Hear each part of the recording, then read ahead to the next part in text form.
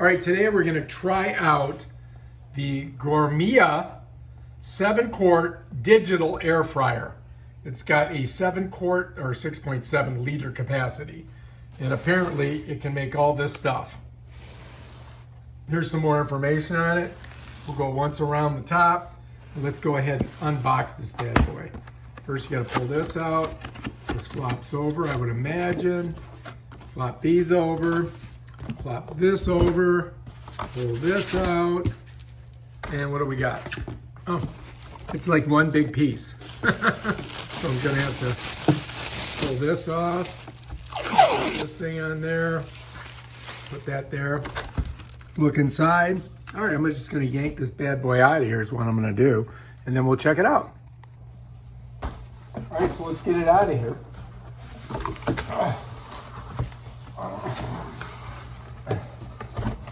Holy crap. There we go. Yeah, it's coming out. All right, here we go. Wow, it's one thing. That's it, right there. All right, here she be. This is it. This is the whole enchilada. It's got a cord back here. You plug it in. We can plug it in right here, I guess.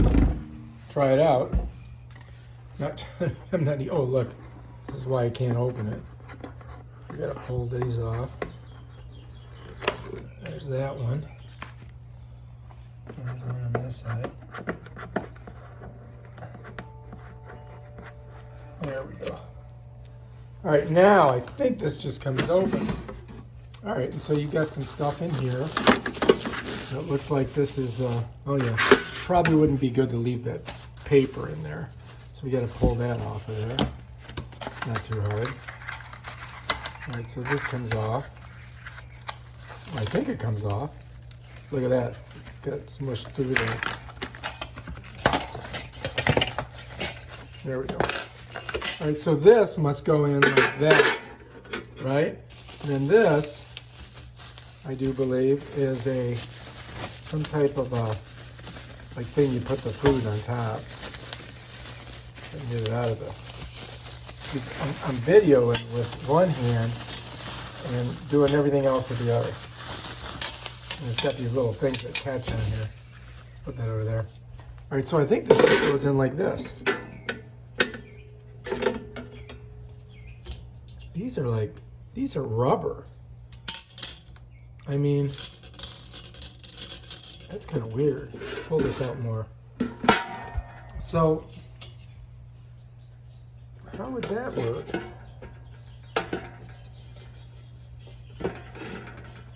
I gotta read about this because, I mean, if this gets super hot, how's that work? If it's got rubber parts in it. I guess it heats by air, but I don't see in here. Oh, what's in here? Oh, there's the heating filament in there, I guess, and that heats up and then blows hot air in there like a hair dryer, I guess. I don't know. Is there anything that opens up on this? Does this open up? Apparently not. All right, I guess that's it. Let's try it out. For all of you people who like to read directions, it does come with this booklet, which we'll take a look at. All right, so there's a lot of good information here. If you've got problems with this thing, bam, there you go. Here's some warnings. Don't put it on your stove and use it stable, horizontal, heat-resistant, level surface. Here's another thing. You can register it, and it's got the phone number there you can call if you got problems. It is made in China. There's more information that you may need. You can screenshot. All right, so now we just got to try it out and see how it works. I'm not too sure about these rubber things though, because it's going to get hot in there and they seem like they could melt. Maybe you can take those off, I don't know. It's kind of weird. So we'll probably just use that thing. All right, so I've already encountered something that I'm not really happy about. Here's the basket. We pulled it out. It just basically goes like that, and you just pull it like that, right? Let me show you again. Like this, and then this. Now on here it shows you're supposed to put this inside there, but it does have to have those rubber things, and I don't get it. So when I go to put this in here, it doesn't really want to go in. I mean, I'm trying different ways to put it in, and it's kind of like getting stuck. You know what I mean? I mean, look at that doesn't make any sense. I've tried every way to do it. Wait a minute, here we go. And you're supposed to push this down in there like that. But look at this, it doesn't even, I mean, it doesn't really even fit right in there. It looks kind of stupid. Then they show you putting this thing on top, like that. And I mean, I don't know, man. The thing with this is that these, look at this. This is rubber. And we're going to cook stuff in here with rubber?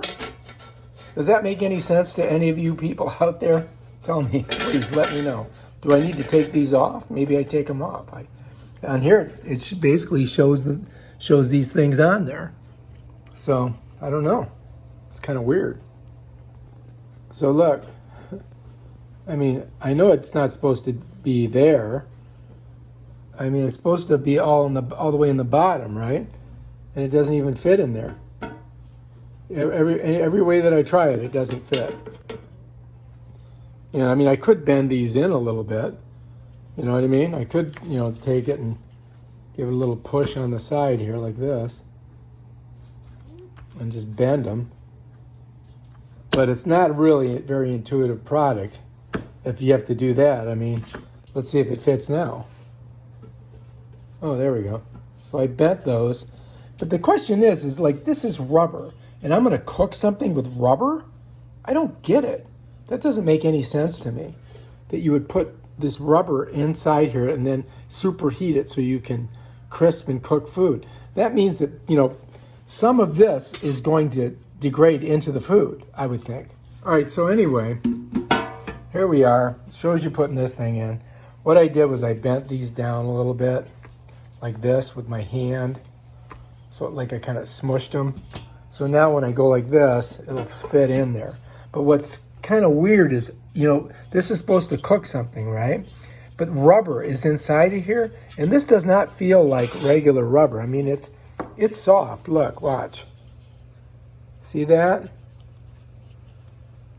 Which would tell me that it would it melt? It doesn't. It's so weird that they would have this in there. And it says in the directions that you could smell rubber on the first time you use it, but then afterwards that smell will go away. I don't know if I'm going to use that way. I think maybe we would just use it this way and then put our French fries or whatever it is on there.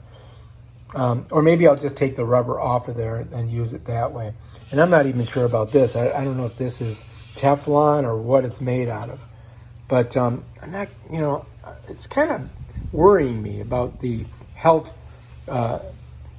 ramifications of this particular product. So anyway, this is the underside of it. And you can see it's got a big heating element in it. And then basically there's a fan behind it, which is blowing hot air onto your food. So, I mean, that's the design of it. Hot air being blown onto your food. So this heats up, and then that fan right there, that is going to blow the hot air out. So, I don't know. What do you guys think?